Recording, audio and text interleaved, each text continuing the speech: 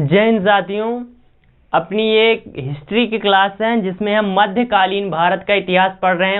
उसमें भी दिल्ली सल्तनत और दिल्ली सल्तनत में पढ़ रहे हैं तुगलक वंश और फिरोज शाह तुगलक। तो हमने पिछली क्लास में मोहम्मद बिन तुगलक MBT के बारे में चर्चा की थी। अब इसमें करेंगे फिरोज शाह तुगलक यानी FT, Firoz Shah Tughlaq. Time period की बात करें, कब से कब तक शासन किया, तो इसने 1351 से लेकर 1388 ईस्वी तक शासन किया। अब क्यों ये हमारे एग्जाम के लिए इंपॉर्टेंट हो जाता है, तो इसके द्वारा काफ़ी सुधार किए गए। मोहम्मद बिन तुगलक के मैंने बारे में जब बताया था, मैंने आपको तो बताया था कि वो सभी धर्मों का आदर करता था, अर्थात उसके वर्ग में जो उलेमा वर्ग था, जो इस्लामिक धर्म के प्रधान होते थे, उनका हस्तक्षेप प्रशासन में नहीं होता था। पर इसके द्वारा क्या किया जाता है, साथ ही शरीयत कानून लागू किया जाता है। तो सबसे पहले तो बात करते हैं कि फिरोज शाह तुगलक के बारे में जानकारी कहाँ से मिलती है।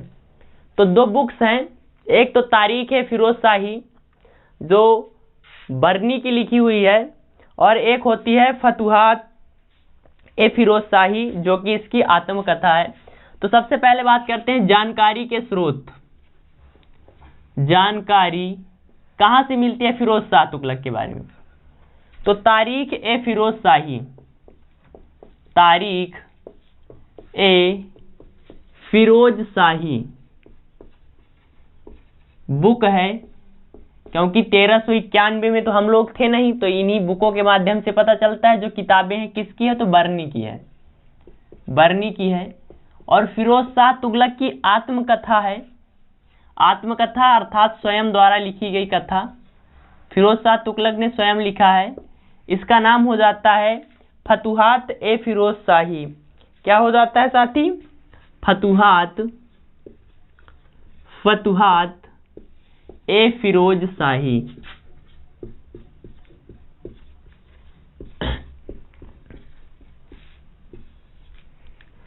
अब मैंने आपको बताया कि इसके द्वारा शरीयत कानून लागू किया जाता है, अर्थात इस्लामिक कानून लागू किया जाता है। तो जब इस्लामिक कानून लागू किया जाएगा तो जो उलेमा वर्ग है, जो मुस्लिमों का प्रधान वाला वर्ग है, मुस्लिम धार्मिक गुरु जो होते हैं, उनका क्या होगा, शासन में हस्तक्षेप बढ़ेगा। तो उलेमा सबसे पहले तो इसने क्या किया, शरीयत कानून लागू किया, शरीयत कानून लागू किया।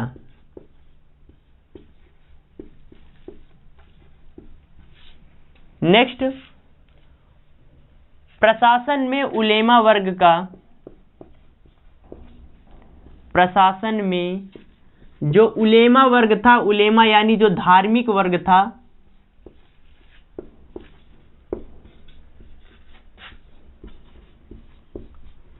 धार्मिक वर्ग था, इसका क्या होता है साथी,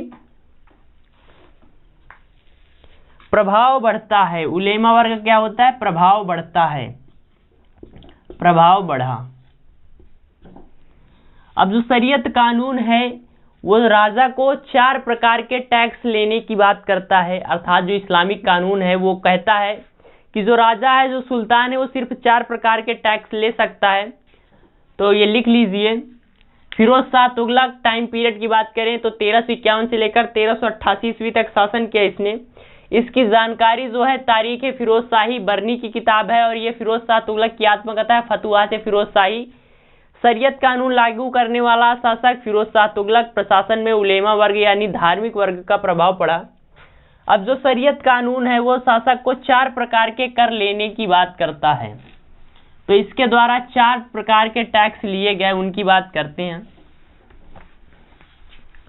तो कौन कौन से टैक्स हो जाते हैं साथी, जजिया, जजिया।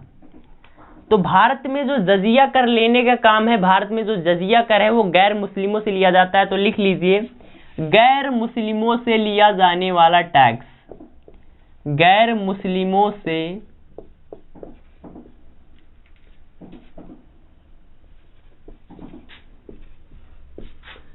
लिया जाता था। भारत में लागू करने वाला फर्स्ट शासक, तो जजिया कर जो लगाया था वो मोहम्मद बिन साम।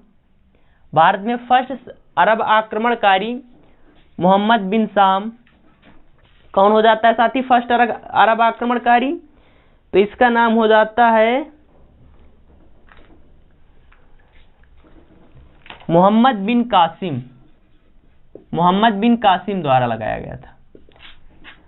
पर ये क्या कर रहा था? ये बच्चों, बूढ़ों और ब्राह्मणों से नहीं लेता था। तो ब्राह्मणों से लेने वाला फर्स्ट शासक, जो ब्राह्मण हैं, ब्राह्मणों पर भी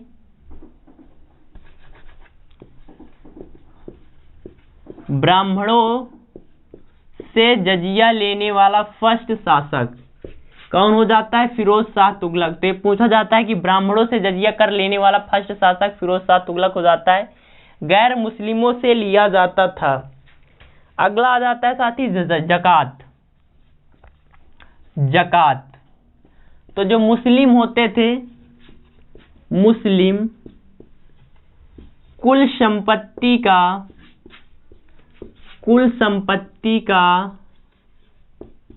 2.5% टैक्स के रूप में देते थे। तो एक तो हो जाता है जजिया, दूसरा हो जाता है जकात और तीसरा हो जाता है खराज। कौन सा साथी? खराज। ये भूमि टैक्स होता था, भूमि टैक्स। और अगला हो जाता है साथी खम्स। खम्स क्या हो जाता है? तो खम्स लूट कर, जब राजा आक्रमण करते थे तो वहां पर क्या करते थे? अगर जीत जाते थे तो वहां पर लूटपाट करते थे। तो जो लूट में प्राप्त संपत्ति, लूट में प्राप्त संपत्ति, उस पर जो टैक्स लगता था उसे कहा जाता था खम्स। तो 4 प्रकार के कर इसने लिए, जजिया, जकात, खराज और खम्स। इस प्रकार इसके द्वारा टोटल 24 कर समाप्त कर दिए जाते हैं। तो पूछा जाता है कि फिरोज शाह तुगलक ने कितने कर समाप्त किए? 24। या 24 कर समाप्त करने वाला दिल्ली सल्तनत का शासक फिरोज शाह तुगलक हो जाता है। तो लिख लीजिए 4 कर होते थे, जजिया, जकात, खराज और खम्स।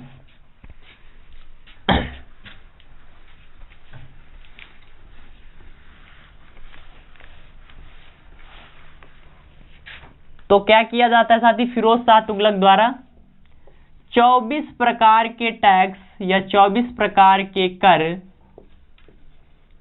समाप्त किए।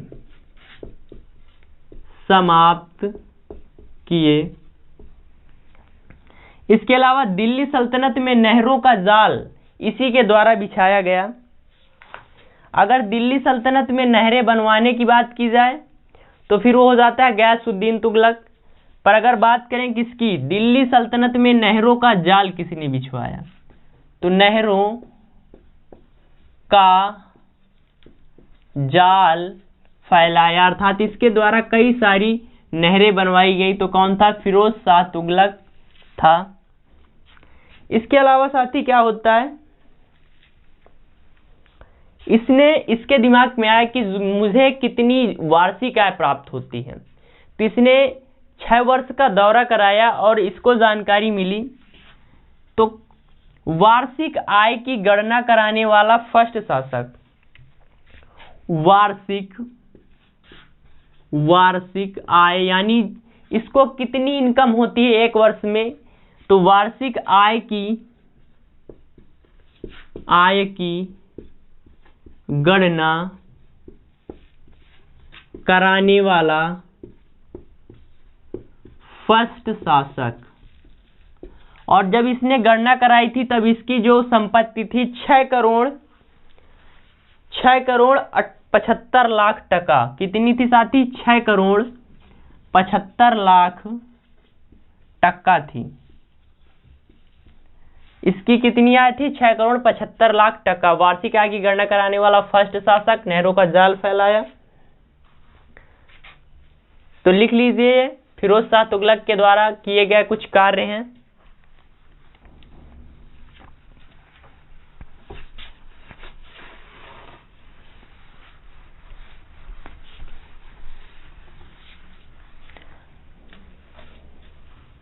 तो फ्रेंड्स आज की क्लास में बस इतना ही। मिलते हैं अगली क्लास में। अगर आपको क्लास अच्छी लगी हो तो लाइक कर दीजिए, चैनल पर नए हैं तो प्लीज़ सब्सक्राइब कर लीजिए। जय हिंद, जय भारत।